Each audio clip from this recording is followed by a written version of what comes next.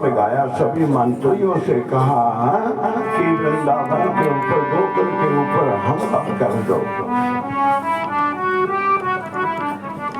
जब गोकुल में अत्याचार हो गए तो मेरे ठाकुर ने सभी गोकुल वासियों को ले जाकर के वृंदावन में वास दिया।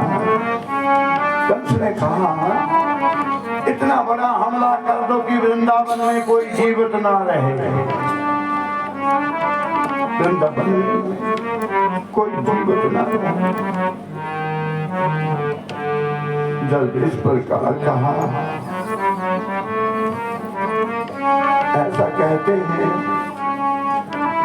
सभी मंत्री कहने लगे, हे राजा, बिना गलती के आक्रमण करना ठीक नहीं है। बिना गलती के किसी देश के साथ लड़ा झगड़ा नहीं जा सकता। उन्होंने कोई गलती नहीं की। यदि हमने हमला कर दिया, हमारा आंदोलन हो जाएगा, बड़े बड़े आंदोलन होंगे, बड़े बड़े जुलूस निकलेंगे, सड़कें जाम हो जाएंगी, रास्ते जाम हो जाएंगे, विद्रोह हो जाएगा। कंस ने कहा तो करे क्या, उस कृष्ण बलराम को बस मारना है। मंत्रियों ने कहा सुनो, साल के बाद जहां मलखाड़ा होता है, साल के बाद मलखाड़ा होता है मथुरा में, अब की बार जब मलखाड़ा होगा तो सभी नंदगांव वालों को बुलाएंगे और सभी को बुलाएंगे, कृष्ण और बलराम को स्पेशल अतिथि बना करके लाएंगे। जहां आएंगे तो सही, लेकिन वापस नहीं जाएंगे, जहां से वापस नहीं जाने देंगे। किसी ने पूछा कृष्ण को लेकर के कौन आएगा, कृष्ण बलराम को लेकर के कौन आएगा? सभी ने अक्रूर जी का नाम ले दिया कि अक्रूर जी जाएंगे कृष्ण और बलदाऊ को लेने के लिए।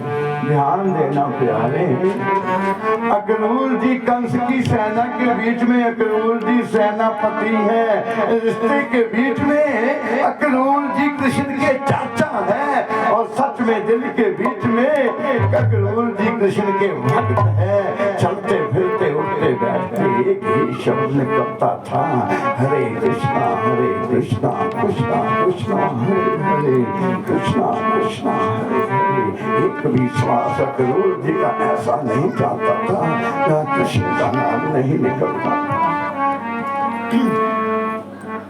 अक्रूर जी की ड्यूटी लगा दी कि नंदगांव में जाओ, सभी को निमंत्रण दे दो और कृष्ण और बलराम को अपने साथ लेकर के। नौकरी है तो नखरा क्या, नौकरी है तो नौकरी है प्यारे।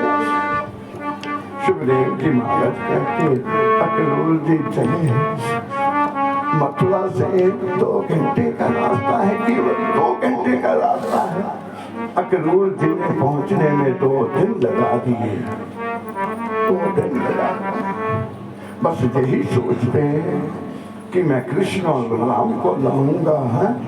यदि कृष्ण और बलराम को यहाँ कुछ हो गया तो नंद बाबा को क्या जवाब दूंगा, नंद रानी को क्या जवाब दूंगा। बस यही मन में यही सोच चली हुई।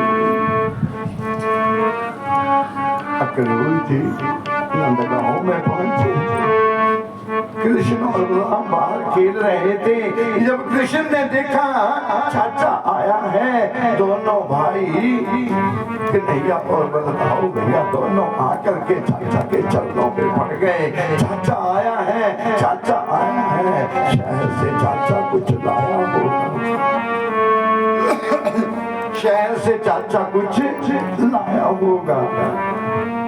चाचा ने रास्ते में ही बता दिया कि मथुरा में मलखाड़ा है, सभी नंदगांव वालों को निमंत्रण है और तुम मेरे साथ चलोगे, कृष्ण और बलराम मेरे साथ चलोगे। कन्हैया बड़े प्रसन्न हुए, मामा के घर जाना है, मामा के घर जाना है।